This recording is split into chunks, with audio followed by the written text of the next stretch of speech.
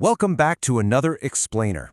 Today, we are exploring a phase of the supply chain that, honestly, feels almost like magic. We are entering Phase F of the inventory cycle. This is literally the moment of financial alchemy, where those physical goods, the ones just sitting on a warehouse rack, finally transform into hard revenue. So think about this for a second.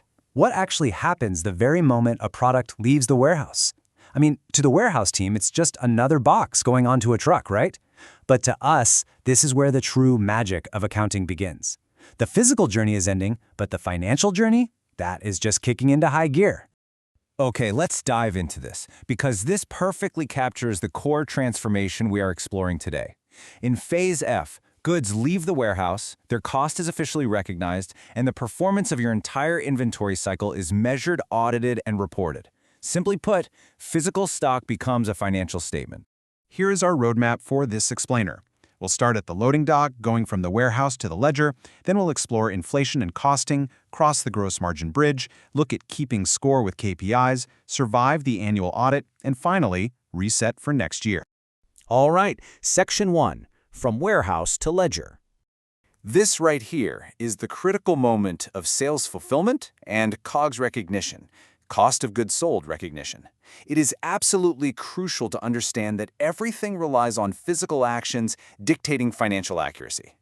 When a sales order gets approved, the physical picking and packing happens, sure, but it has to trigger a flawless financial chain reaction.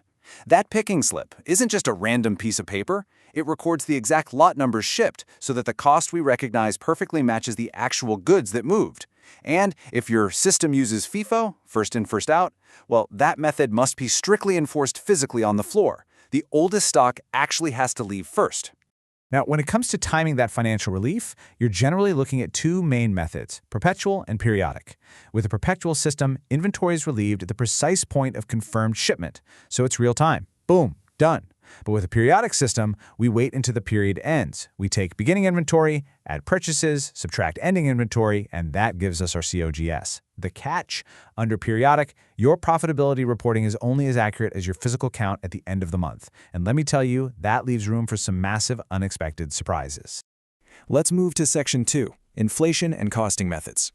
You know, costing methods might seem like these perfectly neutral bookkeeping choices, but really, it's an illusion of choice. They drastically alter your reported profitability, especially when inflation hits. Look at how this plays out.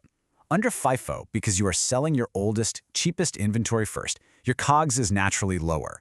That artificially inflates your current profit margins.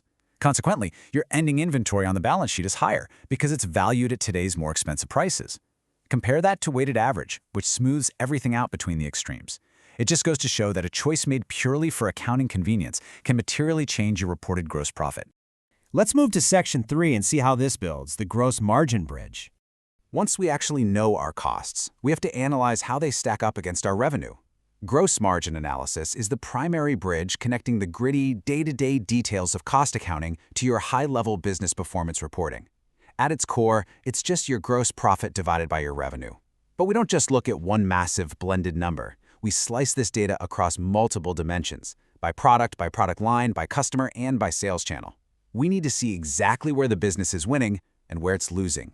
And when margins unexpectedly fluctuate compared to your budget or the prior period, you basically have to put on your detective hat. There are 4 usual suspects you've got to investigate here. Number 1, did purchase prices for raw materials change?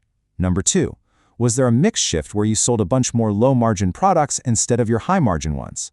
3, were there sneaky inventory write-downs embedded in your COGS? Or 4, did overhead absorption change because your production volume suddenly dropped?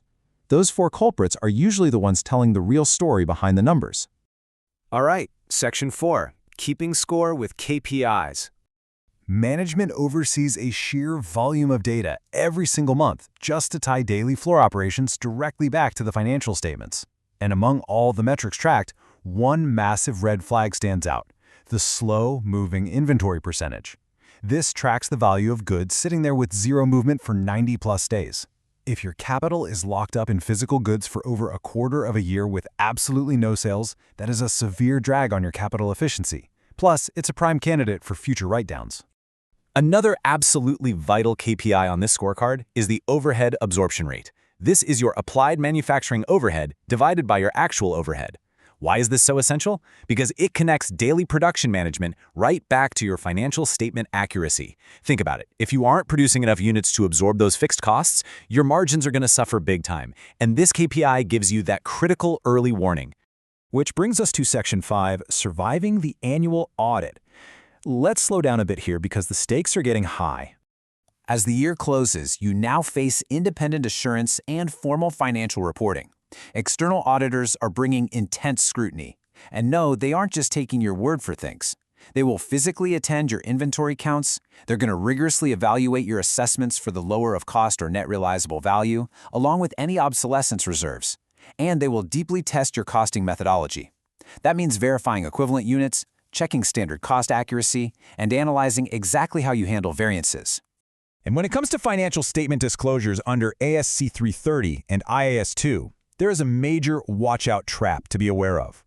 Let's say you write down the value of your inventory, but later its value actually recovers.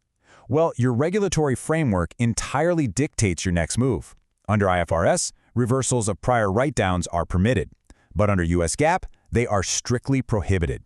Knowing the framework you operate under completely changes how, or even if, you can report that recovered value back to your investors. Finally, Section 6, Resetting for Next Year. The year is closed. The audit is done. You can take a breath. But before a new production year begins, the foundational standards of your entire system really must be reviewed. First, you have to review and update all your standard costs based on current realities, making sure to document the P&L impact for management. Second, you must reassess your activity-based costing pools and drivers. If you've had significant changes in production methods, added new automation, or shifted your product mix, your model absolutely demands an update. So the crucial point here is captured perfectly in this quote. An outdated ABC model quietly misleads profitability decisions. It's not some loud, flashing error on your screen. It's a quiet, dangerous drift where your reporting tells you a product is profitable, when in reality, changes on the floor mean you are actually losing money on every single unit. Which leaves us with this final thought.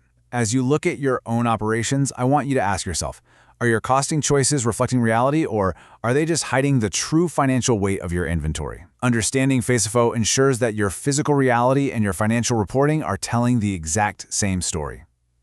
Thanks for joining me for this explainer, and I really hope it sparks some deep dives into your own inventory lifecycle.